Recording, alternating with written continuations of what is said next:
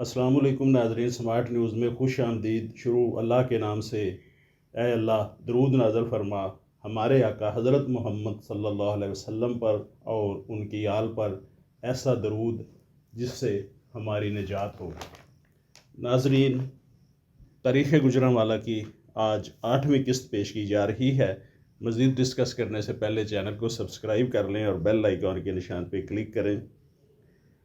ناظرین، رنجیت سنگھ کے دادا چڑت سنگھ کے دور سے اس شہر کا ذکر ملتا ہے، تو پھر ہر آنے والا دور اس شہر کی عظمت میں اضافے کا باعث بننے لگتا ہے۔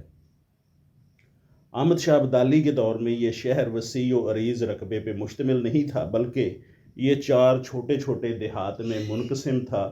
ان دیہات کی تفصیل اس طرح سے ہے کہ ٹوٹل یہ 4 دیہات تھے، جن میں سرائے کچی، سرائے گجراں، سرائے کمبوہاں اور ٹھٹھا ہے۔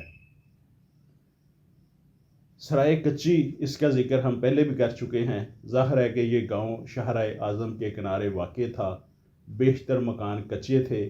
یہ سرائے مسافروں کے سستانے اور قیام کرنے کے لیے بنائی گئی تھی۔ اس کے ساتھ ایک باولی اور ایک قدیم قبرستان بھی تھا۔ غالباً یہی قبرستان وسیع ہو کر آج چمن شاہ کے قبرستان سے موسوم ہے۔ اسی راستے سے مغل شہنشاہ گزرتے رہے ہیں۔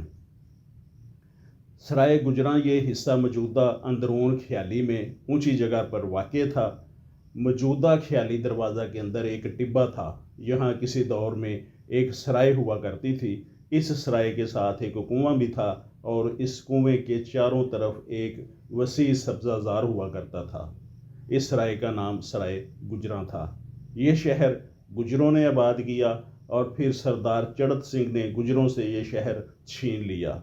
سرائے کمبوہاں، چڑت سنگھ نے 1758 میں اس سرائے کے مقام پر ایک قلعہ تعمیر کیا تھا۔ ٹھٹھا، یہ گاؤں ریلوے لائن اور جی ٹی روڈ کے درمیان واقع تھا، جہاں آج کل مندر ہے۔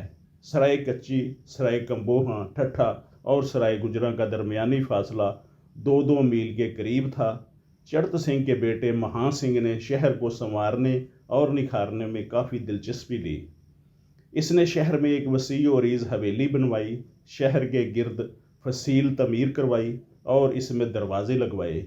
یہ فصیل اہل شہر کی حفاظت کے لیے تھی۔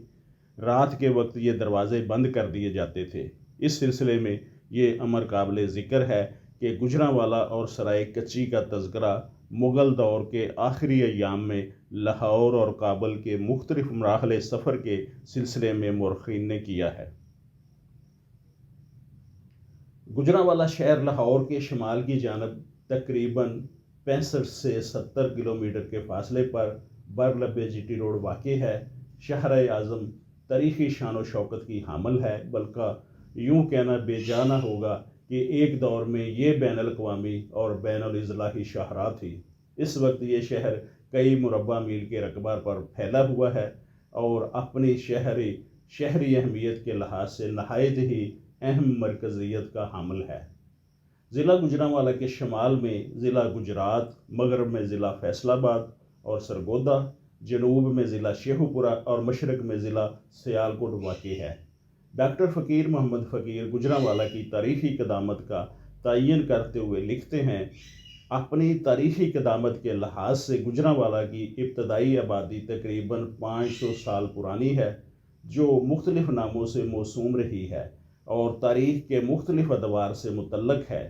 اس کی ابتدائی تعمیر کا اگرچہ مستند تاریخی حوالہ نہیں ملتا، مگر روایتاً ثابت ہوتا ہے کہ خاندان سادات اور لودھی حکمرانوں کے عہد سے گجرانوالہ کی موجودہ جگہ پر آبادی موجود تھی، جس میں مدت کا حوالہ 500 برس بتایا گیا ہے۔ اس سلسلہ میں منشی گوپال داس اور عطا محمد تاریخ گجرانوالہ میں اور عزت اللہ ہمارا پنجاب میں اپنی تحقیقات کے ثمرات یوں سامنے لاتے ہیں کہ کسی مستند تاریخ سے اس کی آبادی صحیح معلوم نہیں ہوئی۔ روایت ہے کہ 500 برس گزرے جبکہ اس کو مسمی خان جاٹ عرف سانسی نے بصورت گاؤں آباد کر کے اس کا نام خان پور سانسی رکھا۔